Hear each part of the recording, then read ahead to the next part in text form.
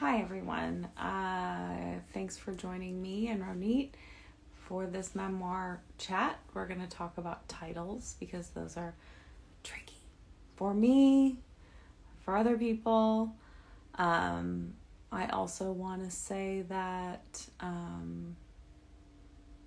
the events, the shooting yesterday and the shootings of the past week are weighing heavily on my heart, and I'm sure they are on yours as well. And I think that for me, it is. I'm sorry, I'm asking Ronit. Hi, Ronit. Hi, I was just listening to what you were saying about that. I Yeah, know. because I feel like I have to say. I want to say something, and Yeah. it's weighing really heavily on me. And it also for me, since this is about writing memoir and reading memoir, when things like this happen, I get like, well, what's the point of my story? Why should I Yeah. write my story? Yeah. Yeah. And also like what's the point of talking about members? Sorry, I'm just doing a volume here. Can you hear me okay? Yeah, Okay. yeah. Also what's the point of doing Mm-hmm. talking about this kind of Mm-hmm. stuff when there are more pressing things happening? Mm-hmm. Um yeah, it's I don't know. I mean, there have been a lot of these, and today or yesterday feels really hard. I don't know why. They're all hard, but I feel like It's there's good to something see you about. too, Mira. Sorry, Mira just said so good to see you both, and it's so good to see you on your thing. But please go ahead, Ronit. Oh, yeah. Is my connection okay, by the way? I Yes, know I it's great. always ask that. Do I need to No, go? Hold on a oh, second. now it just like got glitchy, Is but it? Okay. it was good. Um, But yes, yesterday I yeah. think was incredibly Um, difficult. okay, let me know. Yeah, go ahead, Ronit. Oh, Oh, see, I feel like I have a delay. yeah, you like But you're freeze for a definitely getting me, second. right? Yeah, now I am. I'm gonna switch, honey. I'm gonna Okay, switch my, okay, I'll be right back. okay. So hi, Mira. And Ronit's coming back. We were just talking about how yesterday was the shooting at another one, and that for me, it always brings up these feelings of why should I write my story? Who needs it? We need more press. We need other things. And it's funny because not funny, but last night I picked up a memoir and read the body papers, and I was grateful that story was there to read and engage with. Um, and that helped me in some way. And looking at like books that move me and matter to me when in preparation for this also helped me. I was thinking because Ronit and I, Ronit, hi Julie. Ronit is going to a different place because her reception was not great. And I was thinking about books titles that I love. And of course, and I have Julie's book right here because I love it. And I think it's a great title. And I think it also speaks to a larger point about what titles I love, which also made me think about I'm trying to get you to join. There she is. Hi, I'm back. Hi. So I was talking about how we were talking about how events like yesterday make us wonder why we write. And then I kept riffing and talking about I picked up a memoir last night and started reading it, and it helped me. Hmm. Um, Yeah. to read someone else's story, to take me out of this for a moment. And her story Yeah. is really compelling, and it makes me feel things and brings me to this moment. And thinking about titles of books that memoirs that I love was a good exercise because, of course, they're books that I love, not coincidentally. And thinking about books that I love makes me feel better. Yeah. I mean, that's for me when these kinds of things happen, when any hard things happen, which they're happening all the time in the Mm-hmm. world, it's always a weird feeling to acknowledge what's going on and what's terrible, and then also simultaneously living your life and taking care of your kids and deciding you want a piece of toast or something. Like, it's just always so strange. And it's, I Uh-huh. think, very much, the human Yes. predicament. And, it can be both, right? So I guess in that Mm-hmm. vein, we can feel like, wow, this is frivolous. We shouldn't be talking about books on a day like today.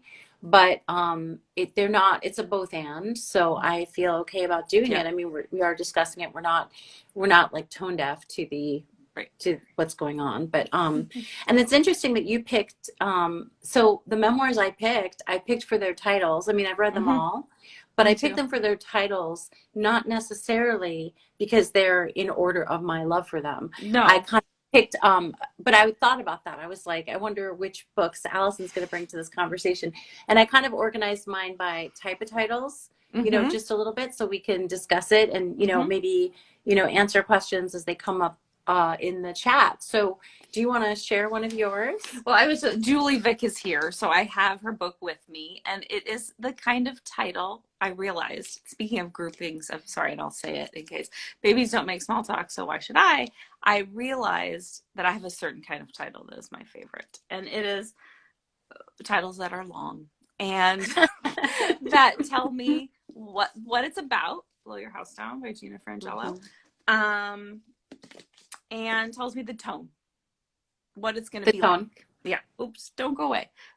Shoot. What doesn't kill you makes you blacker by David Young, which might be one of my favorite titles of all time because it tells me what the book is about and it tells me the tone, that it's darkly humorous, which is a really hard tone to nail, which he does. But the title is as well. And those are some of my favorites, and they are kind of like your title, Roni, mentioned in the book. They're usually something within the text of the book, and you had mentioned that last time that was how you titled your book, and I Yeah, think and I have with that.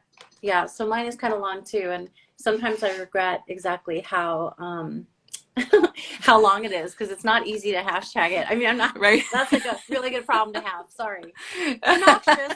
Hashtag obnoxious.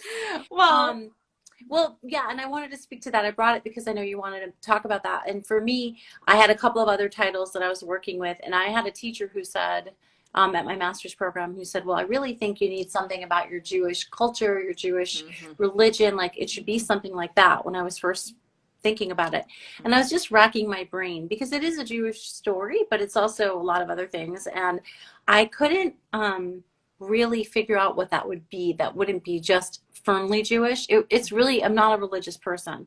And it's just an aspect of my story. And so I had some other more general stories, like titles that I was mm-hmm, working with for my editor. And I can't say like there wasn't really a eureka moment or like this didn't happen easily. But I think what I finally came upon in like the last year before I started querying it was that the idea of the title, and I have had a couple of people ask me, like, why did you name it that? mm-hmm, Because it's about the expectation. It's not about the current situation. And I sometimes when I think, oh, it's kind of a droll title, oh, when she comes back, it's like so clunky. But then I think, but it speaks to the girl that I was wishing for something and how my life will begin again when my mom comes back. And mm-hmm. so for me, it added a little bit of that unknowingness too, because for me, a really good title. I like your title choices in that they're kind of acerbic. The ones that you picked out, like they're a little Yes. acerbic, Mm-hmm, and they're funny, mm-hmm, and they're also like a little deadpan, mm-hmm, and also really strong. And when I'm thinking about the three you just threw up there, and I think with titles, I never want to be derpy. Like I hate the idea of like any of my short stories or essays being like too earnest or mm-hmm. too like dorky. You know what I mean? Like, do you know what I mean? Like, Mm-hmm. I like, even though sometimes I write that way. Mm-hmm. And so I'd rather be a little like winking or knowing what's going on. Do you Mm-hmm. know what I mean? Yeah, and Yeah. I think also especially like, well, honestly with all of them, like, but I'm thinking of Blow Your House Down and what doesn't kill you makes you blacker. It's telling you straight up like this is going to be uncomfortable. So if you aren't ready to be uncomfortable, Yeah. this book isn't for you. And it's interesting because criticism of both these books, of course, also goes along that line. Like, oh, do we need this much of this? And it's like, well, that's what it is. Like, Yeah. Yeah. Yeah. that's You're what it signing up. is. So, Yeah. And I think, yes, you did need all of it. I have a couple of books I can show. And I also think, when thinking about titles, I find for me, it's either they come to me right away mm-hmm, and I feel amazingly smart, or I'm racking my brain for a long time and I Mm-hmm. have to ask for help, like my daughter or Mm-hmm. somebody. But so here's I'm always mispronouncing Yeah. Mr. Lehman's first name. He was just on David Young's podcast. And it was like Kazai. It was not what I Yeah. expected. So heavy. It's yeah, that's I a great like, one. I appreciate, okay, so I like not being the most clever writer or person in the world, Mm-hmm. but somewhat clever myself. Not too clever. I appreciate names and titles that really hit home and very simple. So heavy has Mm-hmm. many meanings. And in this case, I would say, and you can let me know if you would add, we're talking about physical size of Casey Lehman during this book and his struggle, and also the issues that he confronts. And so, I mean, for me, it's like a perfect encapsulated title. Then, I think about Wild, where obviously this was groundbreaking, and it has a lot to do with the environment that Cheryl Strayed was in, but also how amok, like everything is running amok for her emotionally. And so, I mean, I always love that because I just think if you can hit upon that, that works so well. Mm-hmm. I also really appreciate like the double meanings, like Wild Game, because have you read this? No. Yeah. So Wild Game by Adrian Broder, like this book, obviously it deals heavily with inappropriate boundaries and Yeah, I secrets in know. a family, which is, a little bit out of the norm, which is kind of like Wild Game, and also a game, which it totally was between her and her mom. And Mm-hmm. also the fact that her mom is an incredible cook and is always Oh. dressing foods and animals and stuff. So I thought it was really clever. Mm-hmm. And then here's another one that I feel does the same similar thing. This is by Lily Densiger. This is Mm-hmm. Negative Space. And Mm-hmm. her father was an artist and he was also addicted to drugs. And within the book, there are also artworks by him. Mm-hmm. And we're talking about the negative space that belongs, that people do with visual art. But also Mm-hmm. we're talking about, and I'm just doing this briefly, what's missing from her life, which is Mm-hmm. her father's presence because of what happens in their history together, and Mm-hmm. also what happened in her life growing up and how she dealt with that. So I just love that. Like I think Negative Space too, like I mean, for that book, like if you just told me something was called Negative Space, I'm in. I want to read it because it sounds so fierce and so dark and so Mm-hmm. interesting and Mm-hmm. mysterious. Mm-hmm. And she does use it so masterfully, the Yeah. concept of negative space within the book. Like Yeah, and it's like simple, but it's yeah. like these titles that are like you're like they're unwittingly they look like they didn't take a lot of effort. They Mm-hmm. look like they're just, of course they should have always been this name, but they do so much work. Yeah. Yeah, and for me, it was funny because those are the other types of titles I had. Like this is a graphic memoir, but Spinning, which is about, of course, it's about her ice skating, but it's also about her emotional like spin, her anxiety, and her.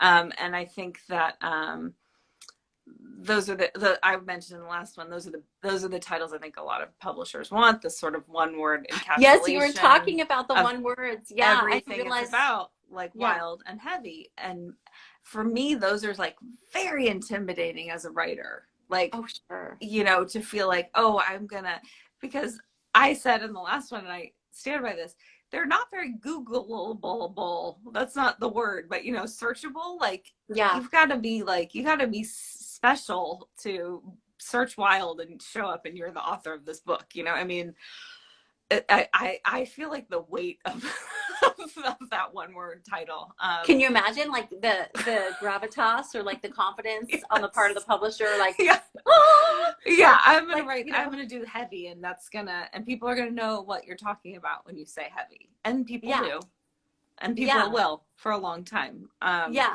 It's you basically own that word. Thank you for that lovely message. I'm Yeah. reading right now. Now, there's also, I have these two here. Live Through This by my mentor, Deborah Gortney, Mm-hmm. and Men We Reap by Jasmine Ward, Mm-hmm. which, so One. I read them both Mm-hmm. while I was in my master's program when I was still like Mm-hmm. a baby memoirist, which I guess one day I'll be like, duh, you still are a baby memoirist. Like, get a life. But so Live Through This is about Deborah Gortney's daughters, her raising her daughters as a single mom, four daughters, and two of them up and leave and run away. And they become really into like kind of the grunge and alternative scene, Mm-hmm. like when Courtney Love's band Hole was happening. Yeah, I assumed And it was whole yeah, related. so Yeah. So they become kind of homeless for a while. And so Mhm. Live Through This is obviously about Deborah's experience, but also Mhm. kind of draws on the time period. Mhm. And what is it called? The manic panic hair dye that she finds her daughters like dyeing all kinds of Mhm. different colors. So and this was actually featured on a This American Life episode. And then with Men We Reaped, I'm trying to recall, but I think that this is really just a summary of the book. I don't recall how many times, if at all, Jasmine Ward Mhm. mentions the phrase "men we reaped," but it is about the loss of Black lives and Black Yeah. youth and men, and growing up in such a environment where you're in danger all the time and people are constantly mourning the loss of all the people that are missing. And it's a beautiful book. It was one of my favorites in my program. Mhm. And I think the title speaks to the language and the way she's going to tell the story, right? Yeah. And that's the trick too. It was a fun sort of thing to just even really think about it. And I went through my Goodreads and like which ones jumped out at me, and it's interesting the relationship to the title before you read the book and then after the book, Yeah. because and that's I think also something that as a writer I guess we should think about, like what is drawing us in and then what feels substantive after we've engaged with the work, Yes, and because that I have this funny thing because even with movies, I don't know what it is. I have this old resistance in me that when I hear the name of something, I often just decide whether or not I'm going to like it. I'm like, that sounds dumb. I'm like, I don't want to see that. I don't know what is wrong with me. I have this really old little lady from like you're Brooklyn. judging a book by its cover, which Yes. many people do. I mean, that's the Yes. reality of, and I think it's even more so. There's so much work out there to take part to, interact with, and a lot of it is good. And but my tolerance is like, if I don't love things, I don't keep reading them. That's where I'm at Yeah. in my life because there are so many excellent books I want to read that What's I'm your not cutoff? saying. Like, how many pages? I remember telling my mom, first of all, years ago, I got a bookmark that said, you don't have to finish this book, it was a gift when I bought a piece of like craft art. Mm-hmm, And, I thought that was brilliant because I mm-hmm, feel that way too. I'm like, come on now, come on. mm-hmm, And I tell my mom all the time, if you don't like it, you don't finish it. And she really tells me thank you about that because she always mm-hmm. felt compelled to. So do you have like a chapter limit or a page limit or a time limit before you're like, fat, I'm not finishing this. It's a waste of my time. Yeah, I agree that it was too a process for me. I used to feel really, because I think now that I've deconstructed it a bit, many of the books I was assigned in school I did not enjoy. Even though I loved reading, I mean, they were mostly like straight, redundant, cis het white men, and they Yes, weren't I talking know. to me, and I forced myself through those books because they weren't important, and so I wrote them. I read them. I wrote them. Sorry, I'm a little discombobulated today. Um, and I think then that sort of became my relationship to reading. Like, oh, I need to do this. This is important. And then eventually I was like, actually, this is for fun. I can read whatever I want. I don't need to do this. And it was very liberating. Um, Yes. There's I, a book, there's a book here. I want to actually, hey, let me throw something else out there. Actually, just so you know where we're going, I have two more books I brought up here okay, to my room to show you, but that bring doesn't it mean we on. have to. So, Hollywood Park is Mm-hmm. Mikkel Jolet. And I don't know if you've ever heard of this book or read this book, I but have not, but is it set in so, Hollywood Park? Sorry, that's a yeah, place in LA. Okay. yes, it's a place in LA, which I had Mm-hmm. never heard about Mm-hmm. prior to reading the book. So this was an author who was brought to my attention by someone who thought they would be a good interview on my old podcast. And so I Mm-hmm. got to interview him. And he's also the front man for the band, the Airborne Toxic Event. And this was a beautiful book, but it's very thick for a memoir. I find it's pretty Which thick. always is off-putting for me, to be Yeah, honest. also the really small, it's small. Like I'm like, what is this? Who do you think I am? Because I need anyhow. But so it Yeah. took me a while to get into it a little bit, just a Mm-hmm. smooch, but I kept on going and I ended up loving it. It's one of my favorites actually. Oh. And it has a little to do, it's insecure childhood, which is my jam, Mm-hmm. and a little bit of cult, which is my jam. And Mm-hmm. also what I Mm-hmm. want to say is this is an interesting very simple title in a sense. It really is about the place. And it's a Mm-hmm. great name, but also this is the place where he and his father spent lots of time and where it's a little bit of a coming of age. And Mm-hmm. so um, I had no idea what Hollywood Park is, so your relationship to it might be a little bit different. But Mm-hmm. I love that. That actually is up here because it is one of my very favorite memoirs. I really Mm-hmm. loved it. And then this is another one I brought up. Have you read this? Don't Let's Go to the Dogs Tonight? Yeah. Yeah. Yeah. And so what I appreciated about this title was as soon as I read it, and this was a grad school book as well, I Mm-hmm. remember thinking, oh, okay, this is like a dialect and like a place and Mm-hmm. a feeling that I'm going to experience again and again in this book. And, Mm-hmm. I do. I mean, I loved it. I've read that was sort of one of the early like because I read it when it came out and um yeah I have a sister-in-law who's South African so it was that I've always sort of been I did like a college project on Isaac Dinesen. I've always been sort of interested in this like Wow.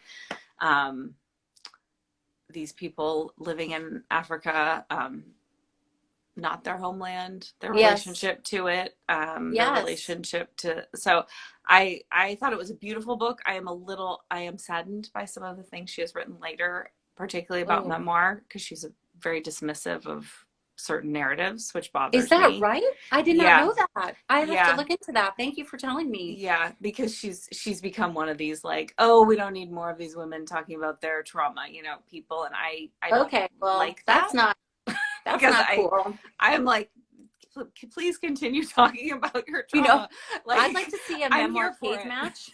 Let's have a memoir cage match between like Alexandra Fuller and Mary Carr. No, I'm kidding. Yeah, well, Don't.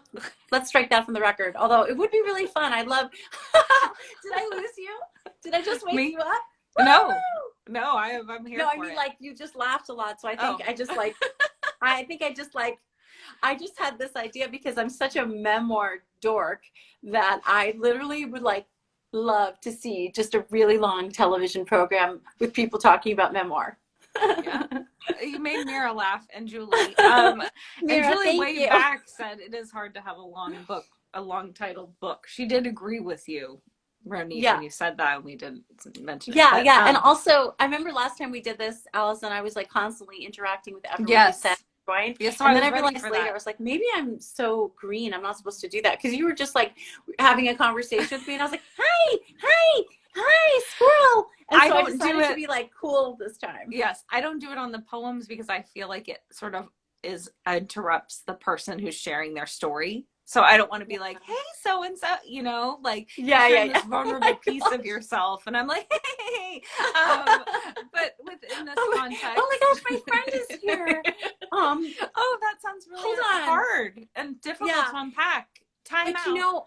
um Um, so I'm glad you pointed that out about Alexandra Fuller. I guess I need to do a little more research, but I also think this is really well, important because it came up around this book, this conversation. I sort of oh went no, she deeper was one of into. those. She was not about this book, but it was a larger. I many of you may have read the New York Times review of this book, which was Yes. barf, and that's a really intellectual. Some feedback, some really a key feedback, but it got me into the sort of whole New York Times bias towards anyone who's not a straight white man, and how they oftentimes seem to have people write about things who are predisposed to not like them. And Yeah, that was she such an has done interesting. that as well. And so Yeah, it's that just is such a ugh. good.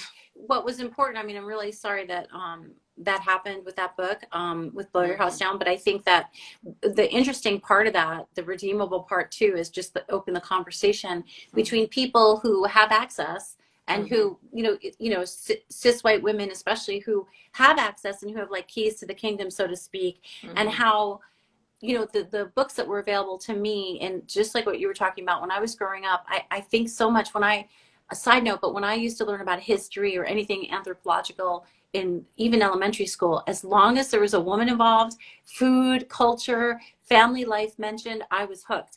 The military stuff, the territory stuff, that stuff I didn't care about. I wanted to know how people lived, how people endured. And Mm-hmm. so when we read books, they were so often by men. And you think about like imagine, I mean, maybe they weren't the most riveting books for boys in my class, but I think Mm-hmm. that at least they had that relatable quality. Like, oh, back in that time, I could have gone and joined the army. Me, Mm-hmm. I was like, there's nothing here for me. And so I think I'm kind of trying to segue into even the books that get recommended in a graduate program or in colleges. Like, all those are constantly needing to be bubbling to the surface and refreshed. Because, look, I read This Boy's Life by Tobias Wolff, and it actually was an anchoring book for me for writing my memoir because it's Mm-hmm. so much about a childhood. And I almost brought it up here, but I was like, look, I mean, I hate to say it, but we don't need another representation of that right now. Like, that's not Mm-hmm. something, plus the title wasn't one that I adored, so I didn't bring it up. But Yeah. I did learn from it. I certainly learned Yeah. from it. But I feel like these voices, these memoir voices that are coming up and all these stories that we're getting to read, like, I'm telling you, like, I didn't even know about Heavy until earlier this year. Mm-hmm. And this is now one of my very favorite memoirs. I mean, it's one you can read and reread. It's incredible. And I, I, I also, I got it from the library, but Tastes Like War by Grace Cho. That was one, I love the title and I love the book. And, Mm. I, um, I agree with you. I didn't want it for me. I didn't have any white dudes, but I didn't want it to just be all white women. That was my like sort of, okay, I don't want to just highlight people who have the same profile as me, the same, because I do feel like, and that is another thing that keeps me from writing sometimes. I think, oh, we really have enough stories from white women. Like, we're good. I But I feel mean, like, do you you know, feel that way? I do sometimes really feel that way because I read a lot of, I mean, my reading is very decolonized. Like I Yeah. love reading stories by uh, queer authors and BIPOC authors, and like those are the things that I like to read. And I sort of had this like in this past year, I'm like, oh, but not everyone reads like I do, and there are white women who probably would like to read my book, or maybe they're not Well, even white, but I mean, I just feel like, yeah, I do feel that way sometimes. I I have to do. say something Especially about when I this. look at the statistics, and you're like, dang, there's I a know, lot of white folks. but hold on. So for me, I hear what you're saying. Mm-hmm. Like, we're in a relationship and I'm going to acknowledge your feelings, but I'm also going to say, I hear what you're saying, that you Mm-hmm. feel there's already too many white women's stories and who needs your story, or like you can justify not writing it. So, Mm-hmm. but what I want to say is that if you stripped away your skin color and you stripped away your socioeconomic, experience and your demographic, and you told someone in a vacuum about your story and what it is that you want to say, that is the universal theme of your story, which is what happened to you and what Mm-hmm. your experience is. And most people can relate, regardless of their skin color or their demographics, to having a guardian or a parent, to having, and I haven't read your manuscript, but I'm assuming, to having someone in their life who has disappointed them or not helped them, Mm-hmm. to having confusion about people we love. All those things, and that's just like the first couple things off the top of my head, are themes that humans grapple with all the time. Mm-hmm. So to me, your skin color and your, where you grew up transcends like your story, the kernel of Mm-hmm. your story, and what you're trying to convey and figure out, and hopefully help reach another reader figure out, or add to the canon of Mm-hmm. survival and understanding, is far more important than who you are in the wrapper. Yeah. and I and hear that. also, I think I mean, if you I feel a lot of, it's something I just grapple with. And to be honest, it's difficult for me. Like, I appreciate these yeah. conversations. It is easier for me to be a reader than a writer. I love reading. I love books, and I believe in the power of words. And when I think about someone saying to me what I just said to you, I would say, well, your story is important. Your Mhm. words are important. What you have to share with the world matters. And that's what I say every week when someone shares a poem with me. And I truly believe that.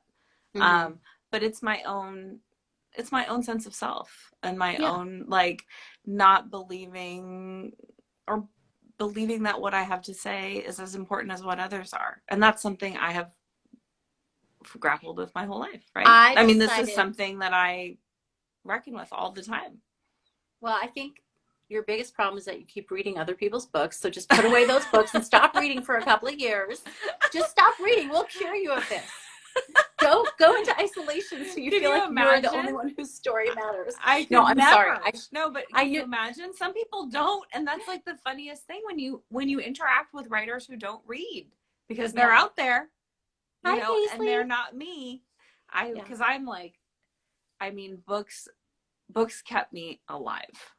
Yeah. And I think that, that quote that I'm going to misquote, that your story is going to be exactly what someone needs to read. Like, and the feedback that I've received from my essays or from things that I've shared, those are the things that keep me going, Yeah. is that feeling of like, oh, okay, this is meaningful to someone else. But man, it's hard sometimes. And this week has been hard, Yes, I know. you And know? I'm of two minds, or probably I'm of many minds, but I would Mm-hmm. say that one of the minds that I want to express to you now is part of me wants to say, well, keep pushing through and Mm-hmm. don't let those voices sway you. And the other part says to me, you know what?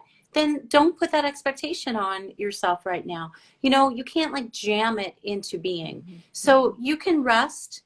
Your story's not going anywhere. And if currently you're feeling fraught about it, you don't Mm-hmm. have to join this memoir rat race. Like you can just relax and make this more of a time of reflection, and Mm-hmm. you'll know when and if it's time. Like no one's got their watch out, like, Alyson, let's go, where's your story? You know what I mean? Yeah. Like, and it's coming out in different ways, like the other work that you do. And who Mm-hmm. knows, maybe you're going to want to pivot into fiction to tell your story. You never know how this is going to come out. Mm-hmm. This is a memoir chat and a memoir therapy session. So I love doing memoir therapy. I do. I do love it because I've actually had conversations with people over the last year or two where we talk just to get heads on straight and, mm-hmm. just to give an idea of like, well, wait a minute. Well, what you just said right there about your feelings, put that in there. Like, Mm-hmm. talk about why you're reticent. Let's Mm-hmm. go. Like, have a conversation with yourself, with the reader, about the reasons why you don't feel you should be here to tell this story, right? Mm-hmm. So, I mean, I just feel like, bleh, lay it all out. Yeah, no, I agree with you. And I think it's also partially because I just began this month a year-long memoir course. So I'm like committed. So And I naturally did you're this feeling on worried about it. purpose. Like kind of Naturally like, you're feeling worried about it. oh, I got to just So do it. And so I think all those imposter feelings, all the things they come up, and sure. one of my teachers is who? This person. So, I the know and it's the a other one is lot. Emily Rabb Black, two women who I really admire, and Yeah. it's just like, okay, this is the real. I'm doing this, and I think it's like, you jump in the water and you realize, oh, was I ready to get wet? Well, I'm here now, so I'm here to tell you you yeah, were. And also I yeah, think you might be you're having a little starstruckness or maybe a little I'm performance sure, anxiety, but yeah, I guess that's like when you have to put one foot in front of the other and not think mm-hmm. about. But for anyone who's thoughtful or thinks a lot, like I'm a pretty big analyzer and type A person, so I'm always like, I'm always like, there's all this like heaps of sawdust coming out of my brain at all times because I've got this like wood I'm like sawing all the time, like this. But I mean, just that's a time for you to try to just stay moment Mm-hmm. to moment. I understand what you're saying. Now I wonder if anyone has any thoughts or questions. I know we're into about a half hour now, and Yeah. we did deliver some titles. I mean, we did We cover did. We quite a had a few. conversation about We have like titles. 10. We We have came like 10 through. titles. Yes, and Yeah. I'm just going to do one last title. It's a Oh graphic yeah. novel, and I love it. And again, it's sort of funny. What's it Dancing gonna at the be? Pity Party, um, which I love, which is about grief, and it What's is the first word? I'm trying to read it backwards. dancing at the Dancing. pity Thank you. party. That's why she's like dancing. I got it. Yeah. Dancing at the Um, pity party. I love that one too. And the like subtitle is a dead mom graphic memoir. So it tells you what you're going for. Oh yeah, a And dead I mom. I yeah. appreciate that because again, it's very wry. It's Mm-hmm.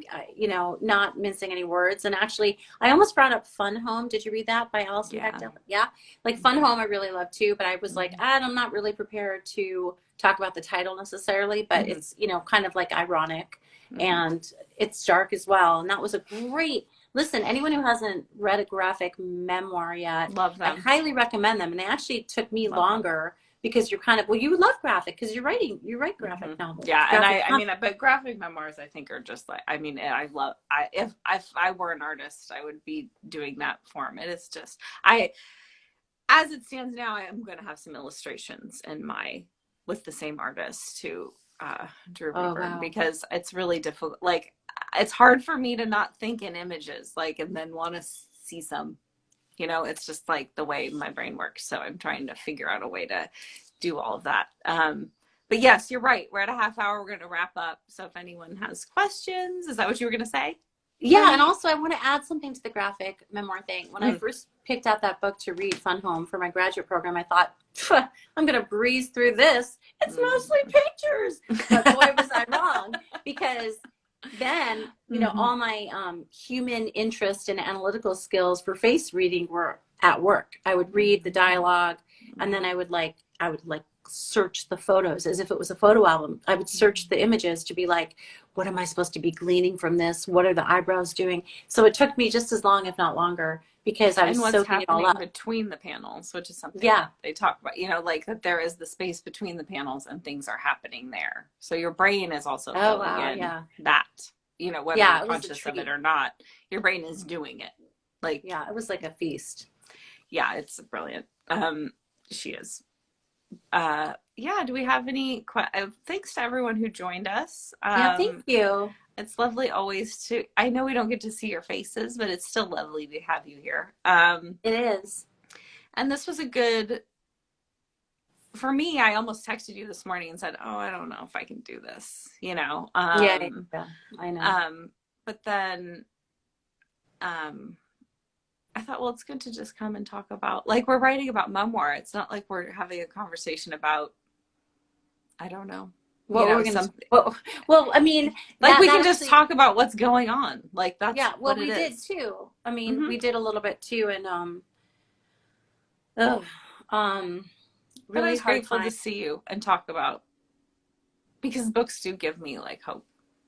And I do Yeah. feel like hope is, and I have to read more brilliant people than me say hope is a revolutionary act, to know that it is, and to not feel like I'm just being like um, Are you going to silver say it? lining it, Oh, okay. I thought you were going to like say, what? No. And no, never hope mind. is a revolutionary act, and like No, but like, continuing yeah, on is yeah. a revolutionary act, and like we're here, and we, and I'm not going to speak for you, but like I put myself out into the world, in the world that I hope exists for everyone, and I continue to do that. And that is also an act of hope, and being here and believing in the power of our stories and the stories of others, like that matters. So, Absolutely, it matters. And we can have space for both, which is mm-hmm, the tragedy and the loss and mm-hmm, the terrible pain, and also reaffirm that we're here and we're going to keep speaking mm-hmm, what we believe and what we understand and what we hope for. mm-hmm. Yeah. So it was good to see you. It's good to see you. Everyone, take good care of yourselves. Mm-hmm, And thanks for being here. And mm-hmm. we'll do one next month too. Yes, and let us know if you'd like and us to talk about anything. Message us, comment on Please this, tell tell us. us, because we have no ideas.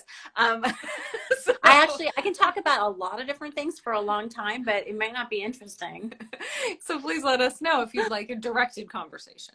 Thank you, Um, Mira. Thank you for being here, Mira. And Mira is reading her poem with me next week. Oh, good.